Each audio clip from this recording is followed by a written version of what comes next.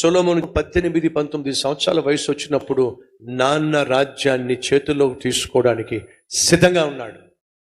ఎంత అద్భుతమైనటువంటి సంతోషం అండి తండ్రికి. తమ్ముళ్ళు చెల్లెళ్ళో, నాన్న తన బాధ్యతలు నీకు ఇచ్చే రోజు వచ్చినప్పుడు నువ్వు స్వీకరించగలిగినటువంటి స్థితిలో ఉంటే అంతకంటే గొప్ప గౌరవము, అంతకంటే గొప్ప ఘనత, అంతకంటే గొప్ప సంతోషము నాన్నకు కొడుకుగా నీవు ఇవ్వగలిగింది మరొకటి లేనే లేదో. నాన్న బాధ్యతలను తీసుకోగలిగిన, నాన్న బాధ్యతను బరువు నీ భుజాల మీద వేసుకొని, నాన్న నువ్వు ధైర్యంగా ఉండవు, నువ్వు విశ్రాంతి తీసుకో, ఇక నుంచి కుటుంబ బాధ్యతలు నేను తీసుకుంటా, ఇక నుంచి ఆ చెల్లి బాధ్యత, తమ్ముడు బాధ్యత, అమ్మ బాధ్యత, నీ బాధ్యత నేను తీసుకుంటా. కష్టపడ్డావు, రెక్కలు ముక్కలు చేసుకున్నావు, చదివించావు, ప్రయోజకుడిని చేశావు.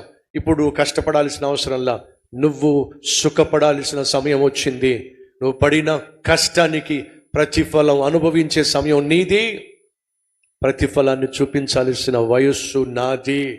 నాన్న నువ్వు రెస్ట్ తీసుకో నాన్న అని ఏ కొడుకు అయితే చెప్పగలడో, ఆ కొడుకు తన తండ్రికి ఇవ్వగలిగిన గొప్ప భాగ్యము అదే. ఆనాడు దావీదుకు సొలొమోను ఇచ్చిన భరోసా అది. నాన్న, పుట్టినప్పటి నుంచి చూస్తున్నాను నాన్న, నీ జీవితాన్ని బహు జాగ్రత్తగా పరిశీలన చేశాను నాన్న.